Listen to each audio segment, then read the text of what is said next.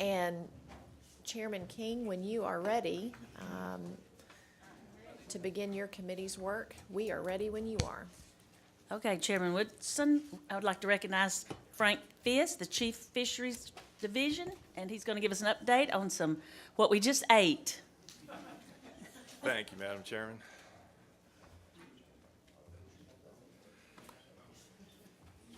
Yes, the Asian carp, there's 4 species of Asian carp that are in Tennessee now, and all these species were brought in for the aquaculture trade in the 60s and 70s.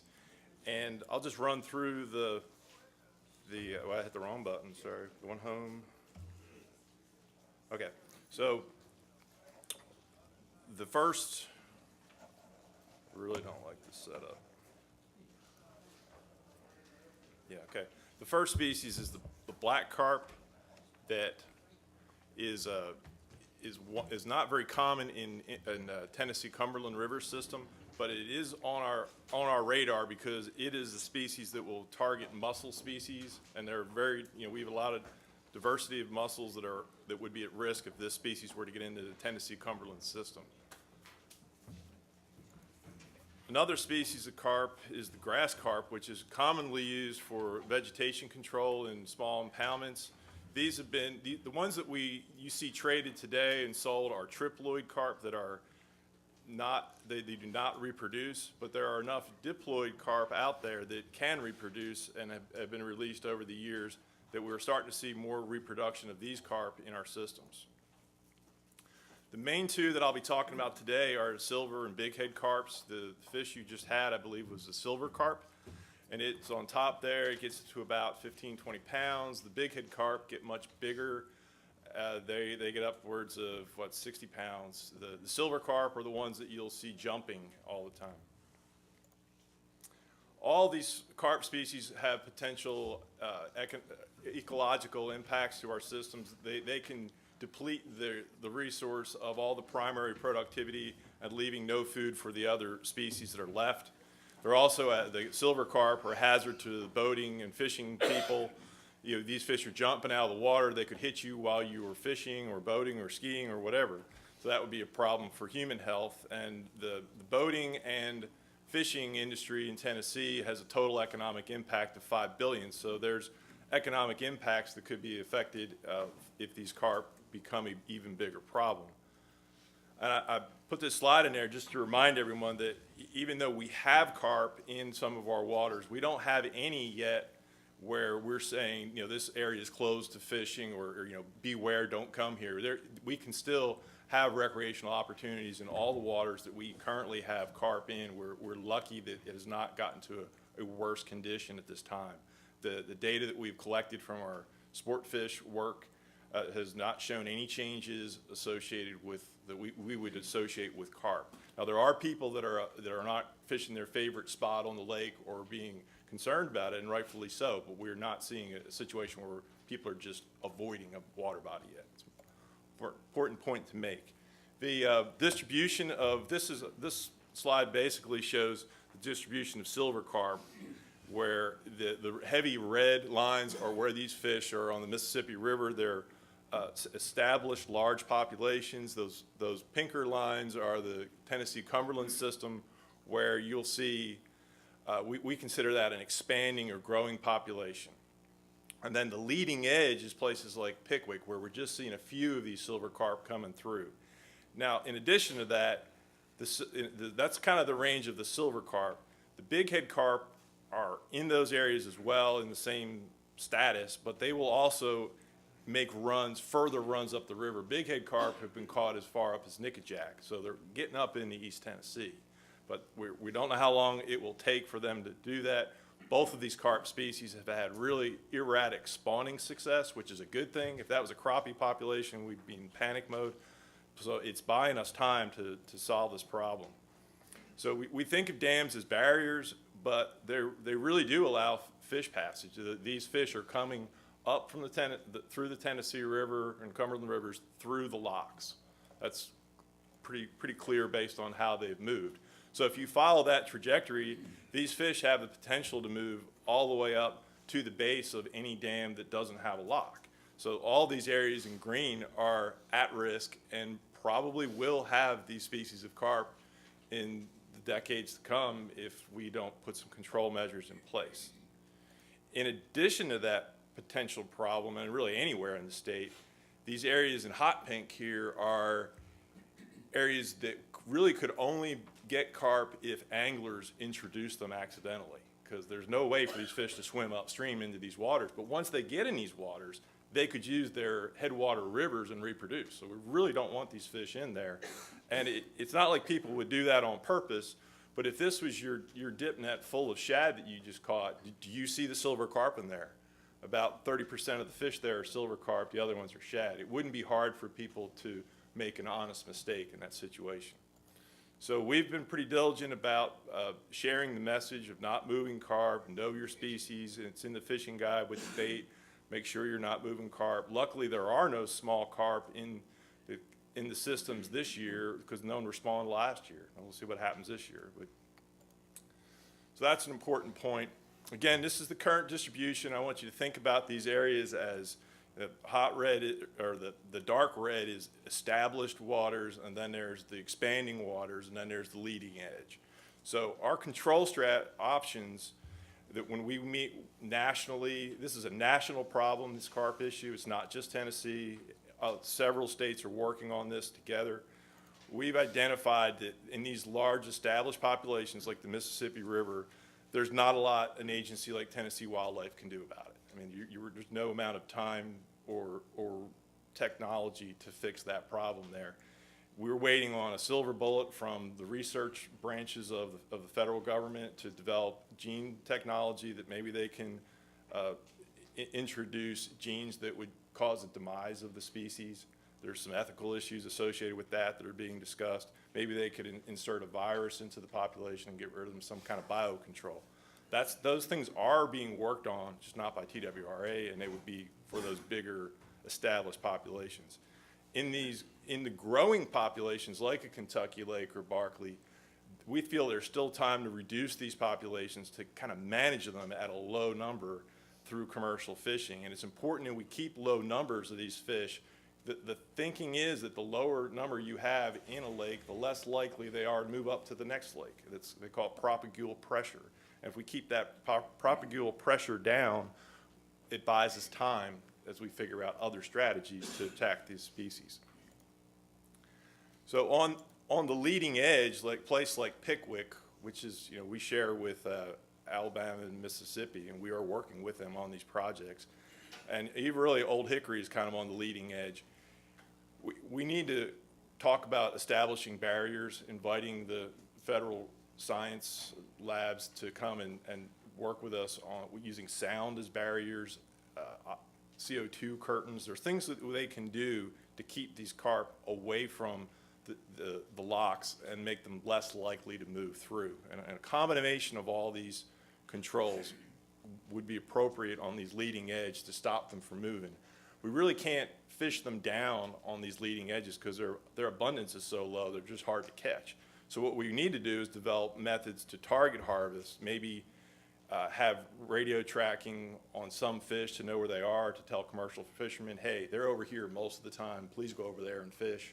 Or there's even baits that you could do. You can bait a cove and keep feeding that cove and get the fish used to go in there and then harvest them. That's the kind of technology that's being worked on. We'd use that on a leading edge situation. And in carp-free waters, we have to keep that message up that prevention's really is the cheapest cure way to protect those waters. And we're monitoring with our normal sampling to see if they're in new waters. And we invite, and the U.S. Fish and Wildlife Service does come and do environmental DNA sampling to try to detect them in just their presence in the water. And they're coming next month to check as far north or upstream as Chickamauga.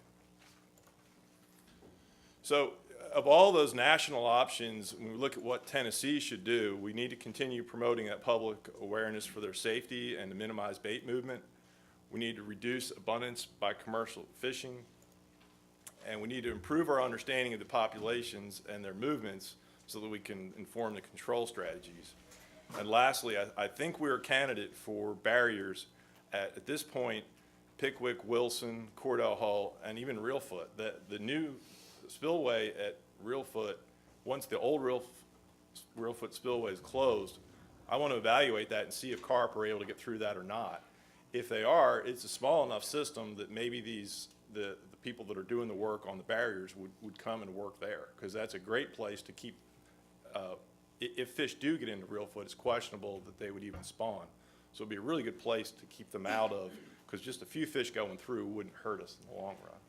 So those are the kinds of things that are on the plate for Tennessee. We need a lot more funding to get that, but we're attending all the national meetings and trying to get funding to do these things.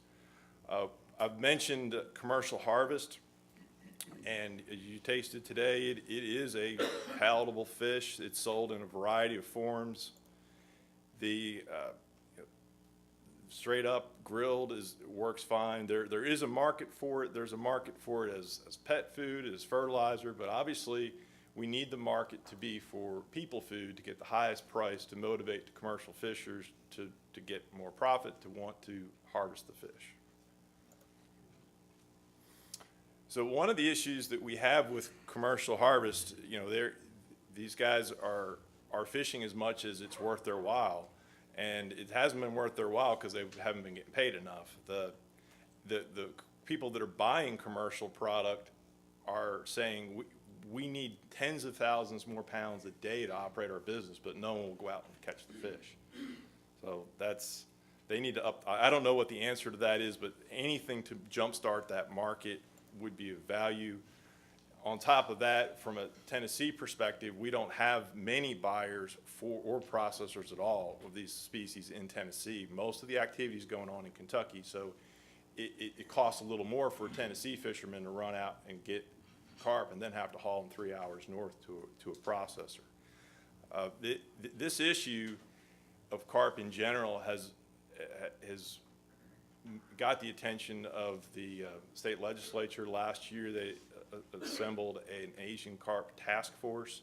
That group met over the summer and fall, and they were very eager to get information about carp to address the issue.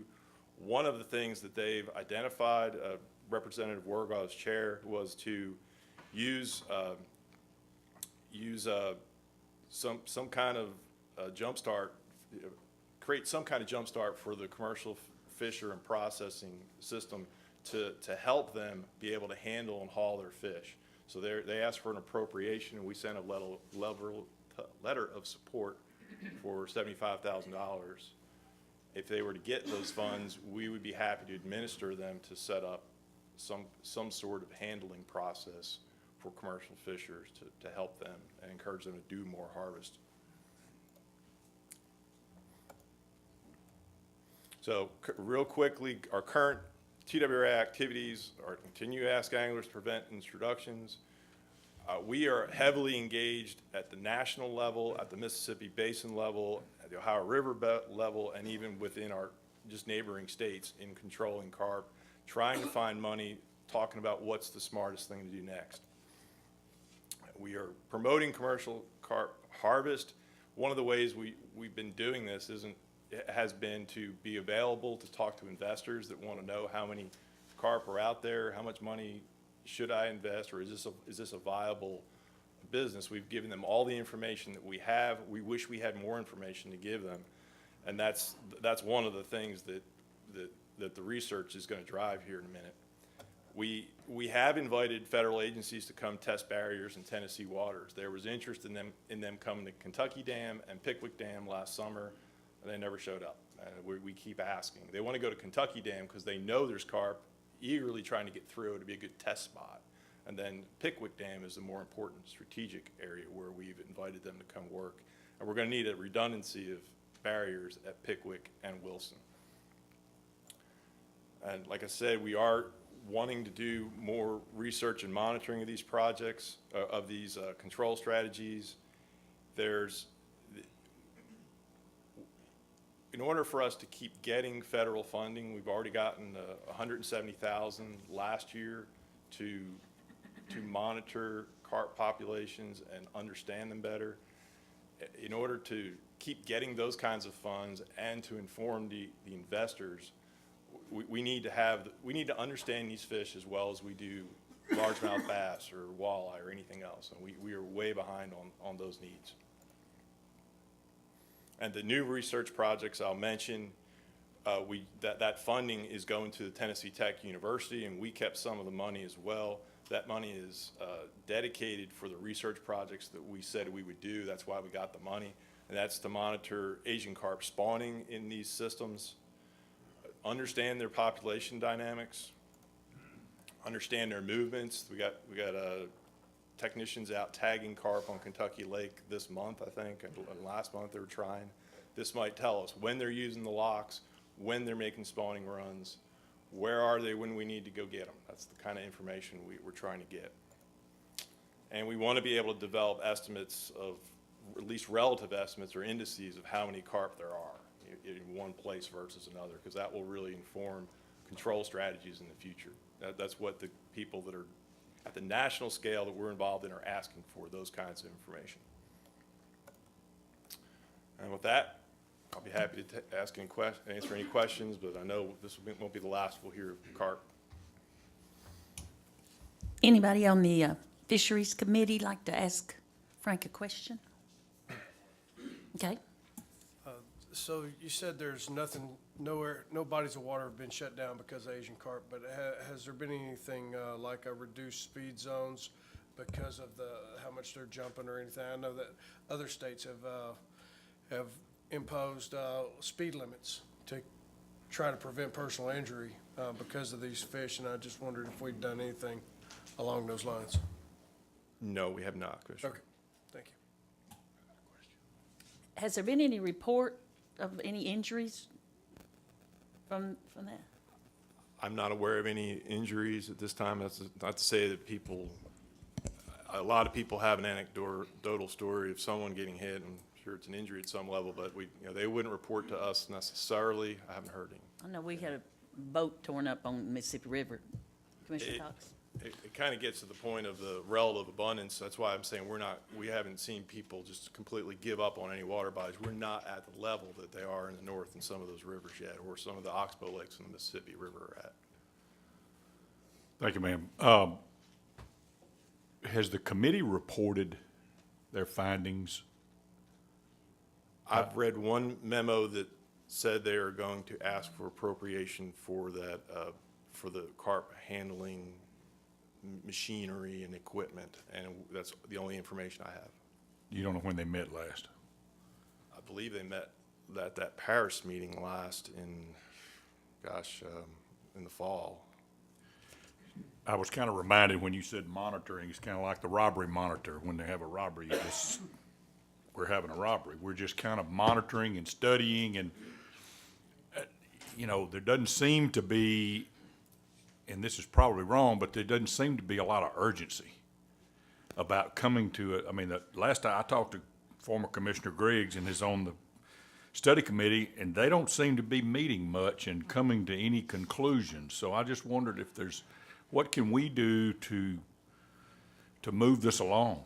Because I thought there were some Oriental companies that were setting up in Tennessee and not, and in Kentucky and then not, and you hear about that from the commercial fishermen, but do you know anything more about that? And what can we do to move this discussion along? Because this is pretty, not just for sub-public safety, but for the resource. Yeah, at all the strategy meetings, I've been urging them to be quicker about coming to help us out with the people that have the funding to do that. Some of the things I've been asking for would control the upstream movement of these fish. As far as the task force, I'd leave that for the task force to report back.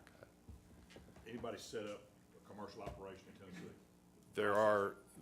No, not at this time. The man that was, the company that was coming to work on the Mississippi River, Riverine Enterprises, I think, I've not seen any more positive movement there lately, and even at that, they could harvest fish out of the Mississippi River. that's not helping us in Kentucky Lake. We need that harvest targeted strategically. That's why we need to know all the things we need to know everywhere we're working. That's kind of part of the monitoring part, but I get it. We got to get fish out of there too. About 1.5 million pounds have been taken out of Kentucky and Barkley lakes by commercial fishermen, primarily in Kentucky, but it still helps us. It's the same lake. Only tens of thousands of pounds have come out by Tennessee commercial fishers. Commissioner Cook? Frank, I know the fishing guide states, not to take bait that you've netted from one lake to another lake, and you have your signs saying the same thing. Do you have the opposite of that, like at the reservoirs that aren't on the river system, a sign that says, don't use any bait from anywhere else? No, we've not separated the two systems out in proclamation in that way. That is an avenue that we considered the last 2 years when we met. Are we at a point where we need to say no movement of shad? And we've chosen not to. We feel like we've got all the educational materials in place, but other states have taken a different tact and said you will not move shad, period, in the state. And there's a lot of fishermen that would rather fish responsibly than not have the opportunity to use shad as bait, though. So that's going to be a user issue there. Well, your picture summed it up. I mean, that's a. Yeah. That's a. Well, like I said, this year or last year, there was no opportunity for anyone to move small shad or small carp with small shad because there just weren't any small Asian carp spawned last year in the Tennessee Cumberland systems. What time of year do Asian carp spawn? They will spawn when the water temperature gets right. It's kind of like a springtime through the whole summer. It's a real long window that they can spawn in, but they're waiting for environmental cues like really high flow events. So you said there hasn't been a spawn. You meant last spring? We don't have any knowledge of fish that were born in 2016, 14, or 13. They've total year class failures if they even tried in the Tennessee Cumberland systems. We assume they're spawning every year in the Mississippi. So this year, it'll yet to be seen if they have a successful spawn this year. Yeah, When would and- you know? Well, we would know when people start cast netting them and telling us. We Okay. got Tim Broadbent is out there doing larval fish work and juvenile fish shocking to see if he can start detecting them. And if we see where that's happening, that might direct some of the control strategies that we can get help on from the federal government when we know where these things are happening. And at one point, I heard talk, maybe it's rumor, I don't know if even where I heard it, but they were talking about possibly some subsidies for the commercial fishermen. Do you know anything about that? That was a consideration that we had over the last year and a half. In the meantime, Kentucky had already had a subsidy program that really didn't work out too well for 3 or 4 years. So we didn't want to follow their model exactly when it didn't work. We wanted to see what the Asian Carp Task Force would come up with as well. And in the meantime, the state of Kentucky, through their legislature, has established a private-public partnership and funded at the tune of $1.2 million to build warehouses, train people to catch carp, buy nets, buy gear, and hire 5 research biologists to monitor carp.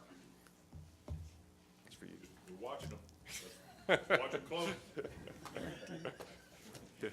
Okay, any other questions? Yes, Commissioner Stroud? Yes, sir, thank you. The commercial fishermen, and this is, I don't know, maybe a dumb question, but is there, what does it sell for a pound now? And what does it have to get to, in your opinion, to where these commercial fishermen will be more interested and will grow the commercial industry? The last high numbers I heard were about 17 cents a pound, and that's a lot less than they're getting for, say, catfish or buffalo. So Which is what? Which is 35, Oh, 55, okay. Thank you. Yeah. so it has a 35, yeah. long way to So go. just imagine you can handle thousands of pounds of fish a day or hundreds of pounds and get the same paycheck. Yeah. So what do you want to do? And it's a long day moving carp. And one other question, that there is talk about an Asian buyer near Reelfoot. Is that kind of foreign market in our state right now? Is it growing? Is there potential? I think a lot of the visitors that we've had about investing in carp processing and developing markets have been from China. And there was someone buying at the Real Foot area for a period of time. I don't know if that's still happening. A lot of this stuff is coming and going quicker than I can keep up with, but we need some stable processors in Tennessee. And maybe it's a good thing that we don't, because they don't think there's enough fish here this far south to make it worth their while. Maybe that'd be fine with me if we never had enough to support a processor in Tennessee. But in the meantime, if we could direct any extra pressure to keep them down while they're down, that's the thinking. Okay, thank you. Any other questions? Anybody? I got something while we're on. Well, okay, does it have to do with Asian carp? No. Can I finish with? Yeah. Frank? And then okay, thank you, and the fish I thought were delicious. Did y'all think so? Yep. And we'd like to thank those that cooked it. Jason, is it Henniger? Henniger, yes, right, Henniger. Assistant Chief. He's the Assistant Chief of Fisheries, and David Roddy. He is the nuisance. He's our aquatic He's a nuisance species nuisance. coordinator. The nuisance. Not a nuisance, he's a great guy. Thank you for that correction. He's not a nuisance, but we enjoyed it. Thank you Thank very you. much. I'd like to request a crappie report next month. Okay. Well, Doing crappie next month. yeah, thank you, Frank. Okay, and I want to recognize the commissioner to my left here would like to say something. Hey, while we were on fisheries, I just wanted to bring something up. I just want to thank the agency and the commission. A couple years ago, I had a vision to get some things changed on some size limits, and just want to thank the agency for and the commission for working with me on that. In February, we actually had a Bassmaster Elite tournament on Cherokee.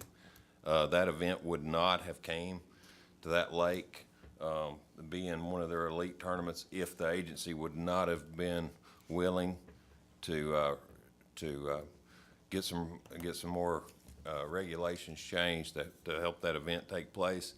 That event drew a huge economic impact to Hamlin, Jefferson, Sevier, Knox County, over a 4-day event. And that being said, I've heard some rumors of we possibly have some of those changes might be even a bigger event coming in the near future. So I want to thank everybody for that, and just say that it was a great event. And I think the smallmouth dominated that tournament. The one guy averaged about 17.5 pounds a day to win the tournament, and it was off just a little bit from where it had been, but our fishery really showed out. And if not for the agency be willing to make some changes, we would not be in that position today. And I just want to say thank you to everybody in this room. With that, Chairman, that concludes the Fisheries Committee.